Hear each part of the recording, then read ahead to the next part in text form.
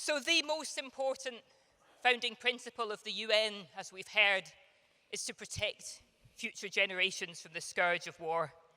And I'm delighted to be welcoming a panel that is both brilliant and diverse in their views, because our aim with this panel is to bring together the sense that international law, defense and security, women's leadership, and peacemaking, these are not different worlds.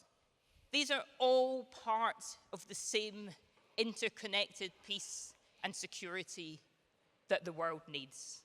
And we're going to start today by hearing from Lord George Robertson, the former Secretary General of NATO and most recently author of the United Kingdom's Strategic Defence Review. I'm going to ask him to give some remarks, but first of all, let's give him a round of applause.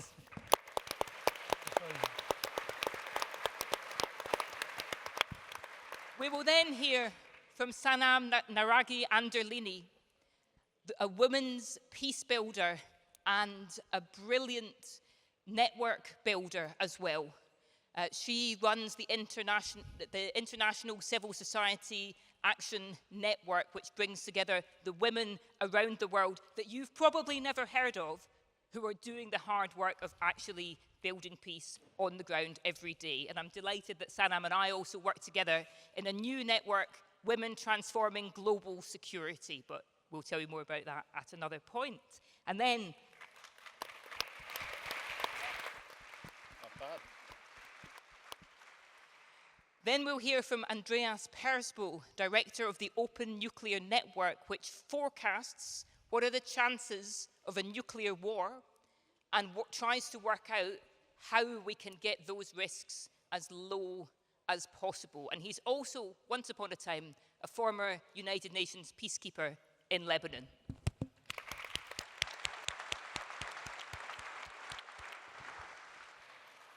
So, over to you, George, and thank you for being here today. Thank you very much, Jane, and it's always great when you get the applause before you start, because it can't be guaranteed after you have finished as well. This is the 80th birthday year of the United Nations, but it's also my 80th birthday year, and it's... We won't sing. But it's also the 80th birthday year of President Donald J. Trump. Not a... Hold the applause just for a moment or two. But the fact is that two of us have lived in a world more safer and better by that birth of the United Nations here in London in 1946. I certainly am immensely grateful for it. So we've both benefited from that amazing legacy of the generation who, after the Second World War, decided that never again was not simply a slogan, but it had to be made real. And they came together here in this building to bind themselves in common purpose. The United Nations wasn't just built out of idealism, although that was certainly one of the motives. It was built out of cold realism. It was built out of a reality that unrestrained conflict could and had led to shared ruin. It was never designed to be perfect. It was designed to be necessary. And today we mark this anniversary without nostalgia, because there are huge global problems facing all of us in the world today. A world, as we have already heard from the Secretary General, from the Attorney General, in turbulence, with profound dangers and conflict spreading. You don't have to be blind to read the news and see what it is. Great power competition, the rise of the authoritarian model, climate challenges, artificial intelligence, the digitalization of the battlefield. So we have, unless we're very careful and we make the right choices, a reversion to the wild days before the UN provided rules of order and a place for speech instead of war. maybe back to the days when might was always right and countries sorted disputes between each other by war and conflict, a lethal cocktail. The international rules that once helped to restrain the strong from preying on the weak are now under unprecedented strain in the world, and we're at a moment of reckoning. The United Nations, as the Secretary General has said, is not perfect. It can be slow, bureaucratic, divided, out of date, unconstrained, and it can be indecisive as well. All of that is true. But if these are faults, it's not the institution that is at fault. Institutions are made up of nations and are made up of people, like the one that I used to lead at the time when there were 19 nations in NATO, now 32 countries in NATO. They're the sum of the individual sovereign parts, and they're good or bad, they're sovereign nations individually making decisions. So they can be efficient or inefficient because governments and nations decide it. So the answer is not their abolition or the withdrawal from parts of it, but reform and strengthening. So for 80 years, this great United Nations that we mark today has provided a forum for speech rather than violence. It's fed the hungry, sheltered the displaced, vaccinated millions of people, and given a voice to nations that are too often silenced and ignored. And its peacekeepers, often working in thankless conditions, have stood between peace and resumed violence as well.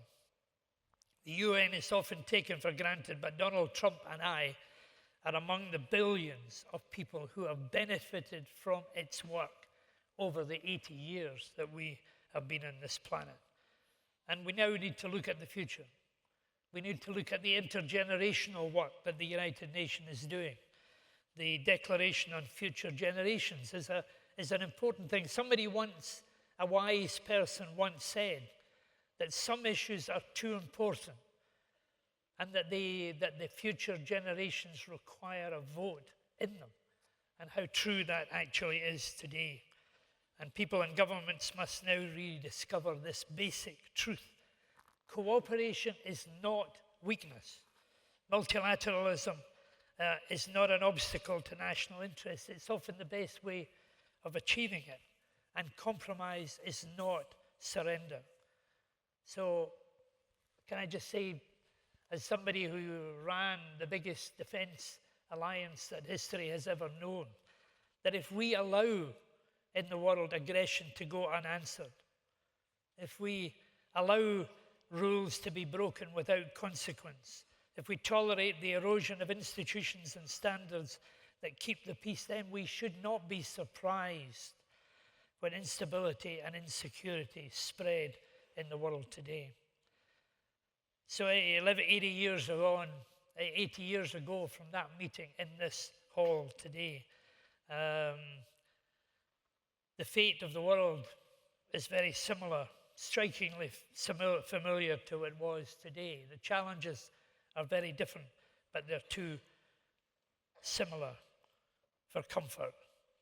So we can, if we carelessly want, drift to rivalry, competition, and fragmentation, or indeed to fear as well. We've seen before the grim cost of failure, and they resolved here to do better, and so can we. And I just say this in conclusion. Very simply, the United Nations is our vehicle for optimism. It's a test for the present world and a necessity for the future.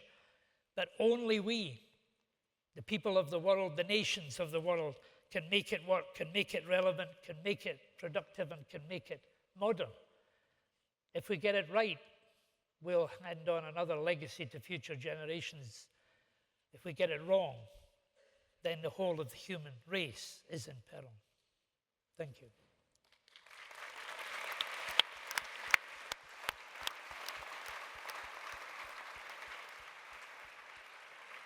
Well, George, thank you so much. And let me bring in Sanam. Thank you. Your Royal Highness, Excellencies, ladies and gentlemen, 26 years ago, we women who lived the wars that the Security Council debates went to the Security Council in a global campaign called Women Building Peace. And our message was very simple. The Security Council was unable to deal with the nature of war, with the civil wars that were occurring in the 1990s, the genocide in Rwanda, the genocide in Bosnia. And it was women on the ground who were doing the response. And they were the first ones to warn and mediate and be on the ground.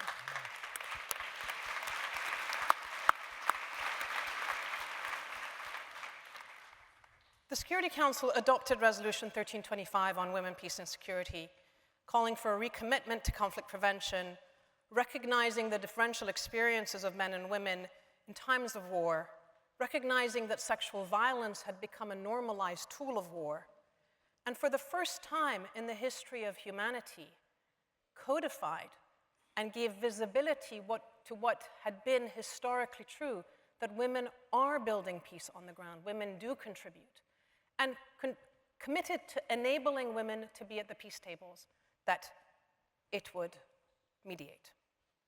10 resolutions later, 109 member state national action plans later, and yet 26 years on, those words on paper haven't been fully realized. We face an arms race, shrinking civic space, the crises that you hear about, occupation and genocide yet again.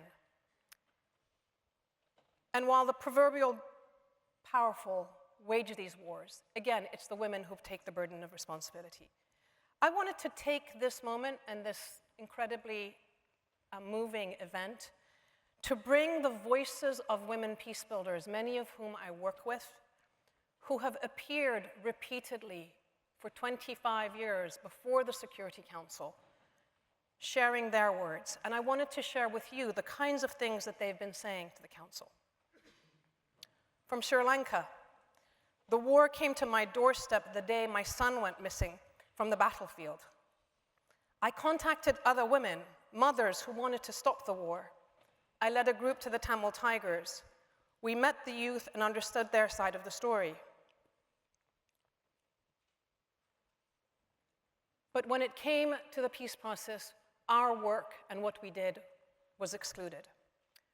Time and again, when high-level negotiations happen, women's voices are marginalized. From South Sudan and Senegal, women's participation should be a default, not an afterthought. Unmet commitments are just words. From Uganda, my dream of a future was cut short. I was abducted by the Lord's Resistance Army and repeatedly raped. I escaped and was lucky to go to university, but many others were not. I have told my story, but thousands remain unheard. I am here to remind you the children are still waiting for you to act. What are you waiting for? From Iraq, Somalia, and Nigeria, in the absence of government, we provide aid and services in places unreachable by international organizations.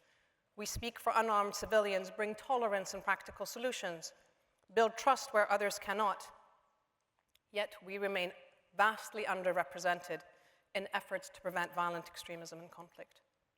From Palestine, Afghanistan, and Pakistan, women's exclusion is not about culture, it's about power. The Taliban view women who speak out as the enemy because they express the depth and breadth of the Taliban's abuse of the Afghan people. And if we leave it to men, we get Israeli generals and Palestinians who will not negotiate and be defeated. And there's no room for negotiation. As the Colombians explained, peace isn't simply about ending war, it's about demilitarizing our societies. When we speak of peace in everyday life, it means accepting differences, being treated well by the police, employment, health, women walking free from danger of being raped at night, participating in the country's decision-making without feeling threatened, children playing and studying without fear of losing loved ones or being recruited. The open circle of the UN Security Council, they sit in a shoe horseshoe shape, represents a path away from war. And in the presence of the immense power that the Council represents and the danger that that power holds, we ask you to fulfill your responsibility under the UN Charter. Resolution 1325 is unique. What other resolutions from the Security Council are known and supported by people from Sri Lanka to Colombia, Liberia to Aceh and beyond? And as Israelis and Palestinian women in 2002 said to the Council, you need us because even when our very existence contradicts one another, we will talk, we will not shoot. We are willing to sit together on the same side of the table and confront our history and rise together in dignity, respect, and reciprocity. Are you willing to work with us? Ladies and gentlemen, we've heard a lot today about the UN Charter. And for me, the phrase that matters profoundly is the opening line, we the people of the United Nations. Our forefathers promised and gave us this world of peace that you're talking about to prevent the scourge of war. But that we the people now is us. It is our generation. And the mantle of responsibility is on us for our children's generation. And yet, from Ukraine to Gaza, the disregard for international law and abuses that persist means that our generation's leaders are dismantling what they were meant to protect. These ideas of the UN are not just 80 years old. They go back 700 years. The Persian poet Sadi in the 12th century said, human beings are members of a whole, in creation of one essence and soul. If one member is afflicted with pain, other members uneasy will remain. If you've no sympathy for human pain, the name of human you cannot retain. That's the empathy and the unity. 500 years ago in the Renaissance, the ideas that war is moral failure, that peace depends on diplomacy, that law must restrain power, militarization destroys societies from within, these ideas have been the founding seedlings of what we have as the UN now. And perhaps the drafters of the Charter 80 years ago understood that governments alone can't be trusted with maintaining peace. So it speaks of we the people. I think the future now, and the future we want and the future we fear, resides with us, but it resides with a stronger UN that amplifies our power as citizens and civil society. So what are we going to do? Step one, I think we need to hold our leaders accountable and reject double standards. Ukraine and Gaza, both occupied. We can't have some states being more equal than others, as Orwell said. Step two, we must participate in preventing war and building peace and humanizing our security, because our humanity is being securitized as we speak right now, and women peace builders are doing that. And step three, I would really like to see the UN reform process integrate us as civil society as equal partners, as equal partners.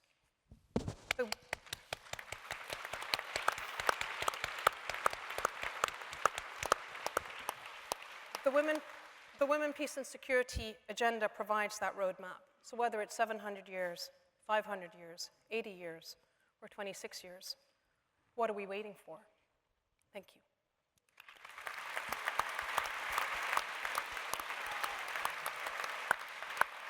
Thank you so much, Sanam.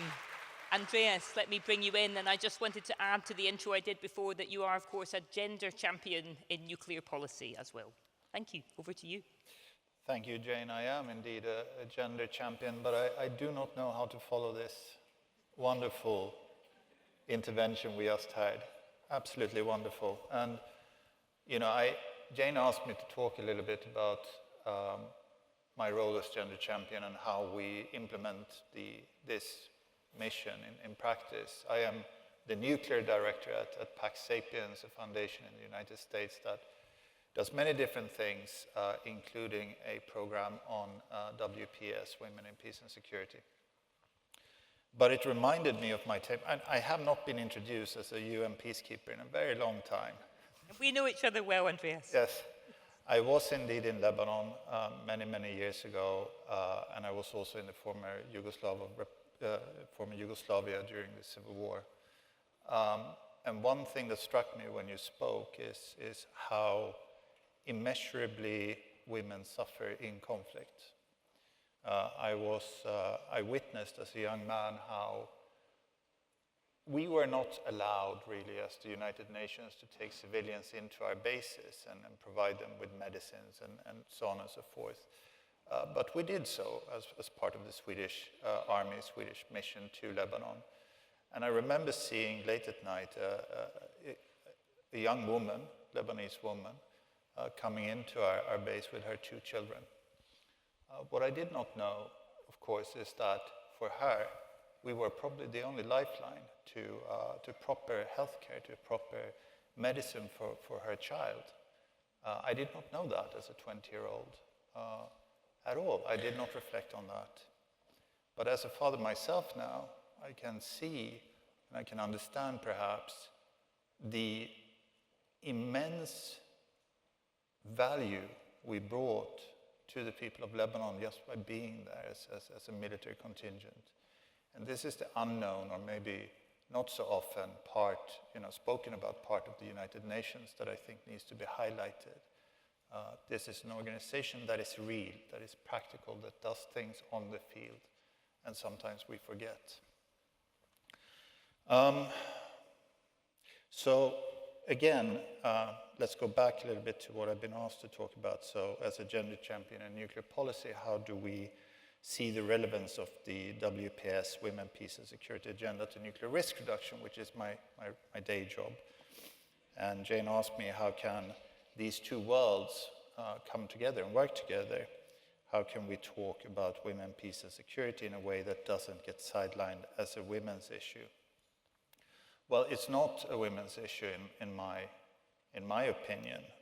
It is very much a human issue, and the first thing I'm sorry, I think that needs a round of applause.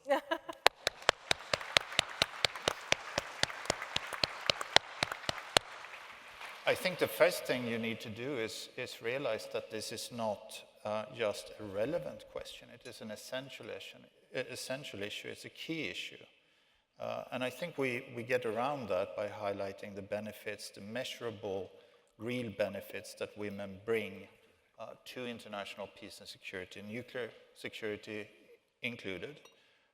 And then, once we realize that, we do what we're going to say we're going to do. We actually, in practice, do the things we pledge to do, because sometimes our follow-up is not really there. WPS is a peace and security issue, and there is data that proves this. There is measurable information that proves this. Jane must remember just after the pandemic, I was at the European Leadership Network, and Jane and I were working together on a few things.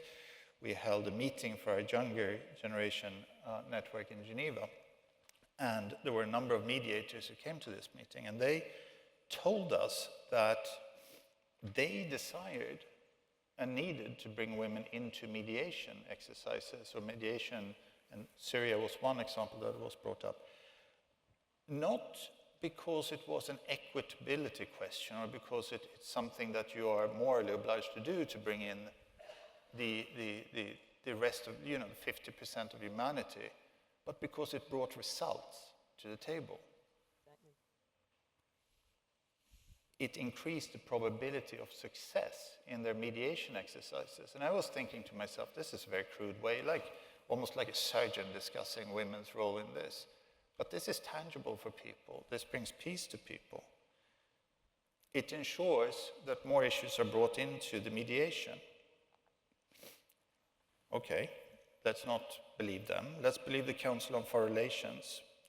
They said a couple of years ago in a report that women's participation increases the probability of a peace agreement lasting at least 2 years by 20%, and a peace agreement lasting 15 years by 35%.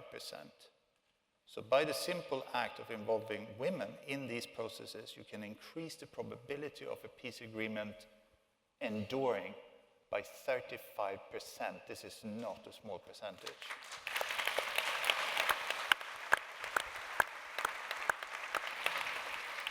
But we all know NGOs are our issue area, and we're not to be trusted. So, okay, let's believe the UK government then.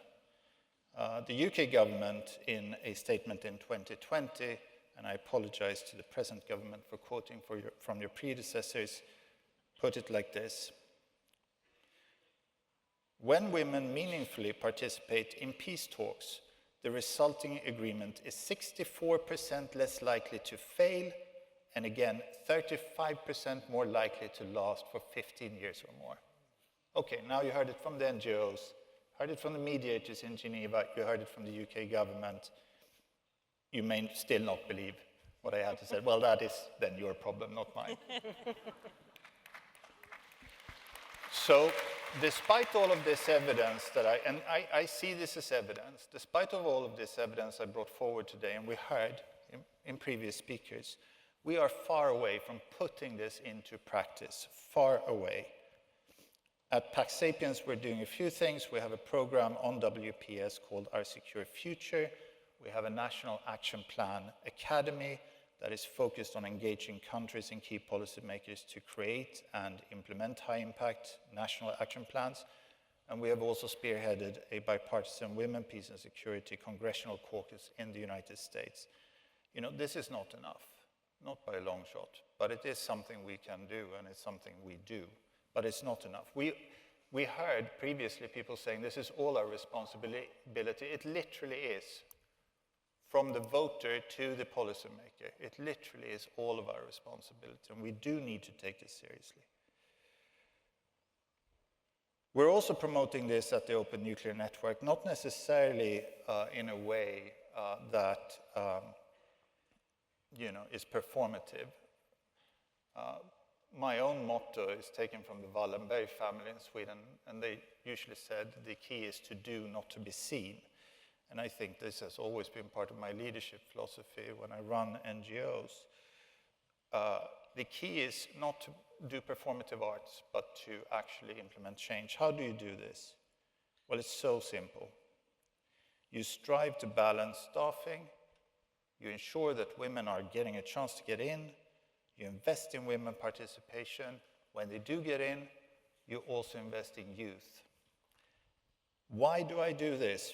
Like, out of the goodness of my heart, yes, to some degree, I believe in this personally, but also because the challenge that I face in my job to try to predict and understand nuclear risk is so enormously huge and so difficult that I do need the best people I can possibly get.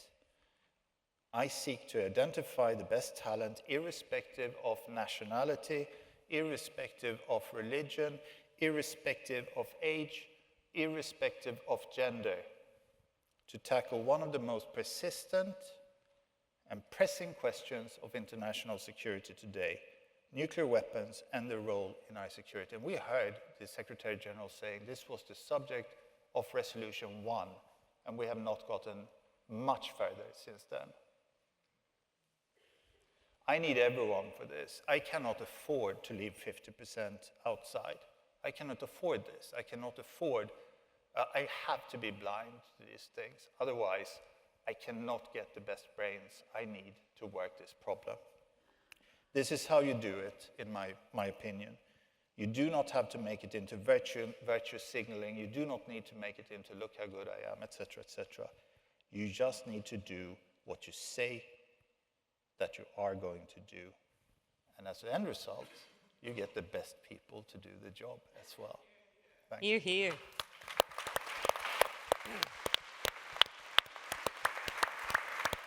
Well, thank you very much. We are running wildly behind schedule after the exciting opening. So although we have a clock telling us 20 minutes, I'm afraid I'm going to ask you for just 1 minute each before we go so we can try to get back on track. And I'm going to come in the opposite direction. Andreas, can you give us a quick thought on should the UN be doing much more to address nuclear risks today?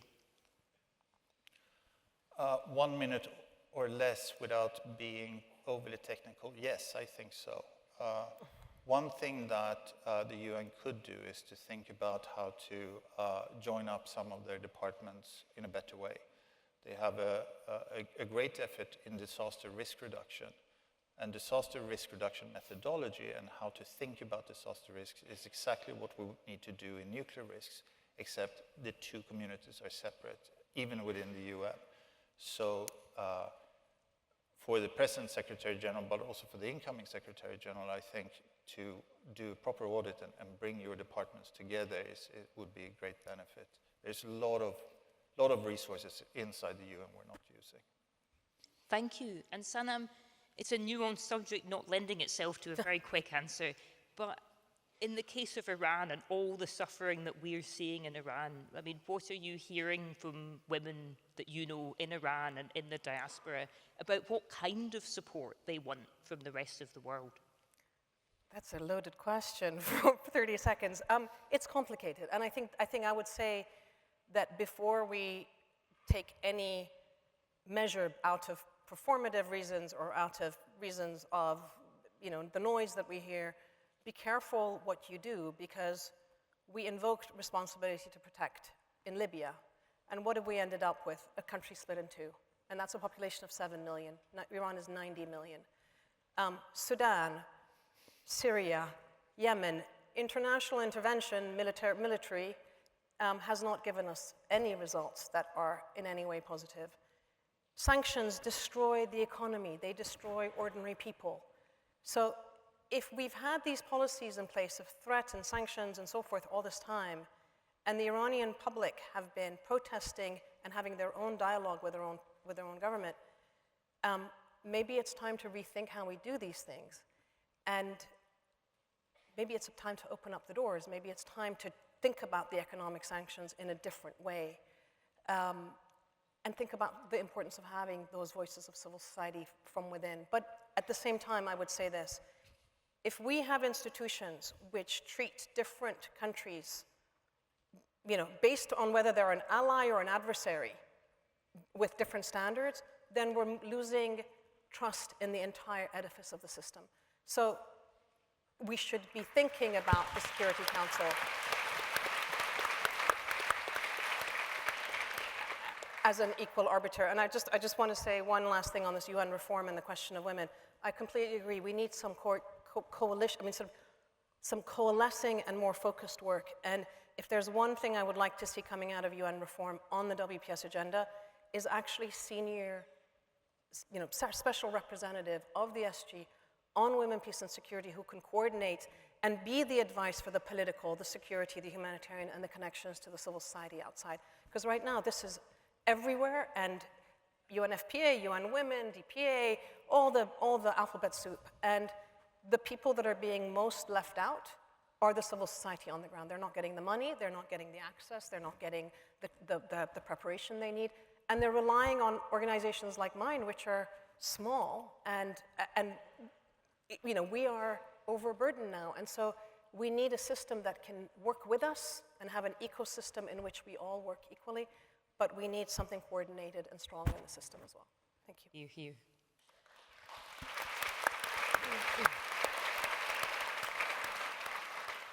And finally, to you, George, last year, the UK government announced an increase in defence spending, which was famously funded by cuts to the development budget. And that has led to a debate in this country as though there's a trade-off between defence and development. But is it more complicated than that? How do you see the role of international development in our security?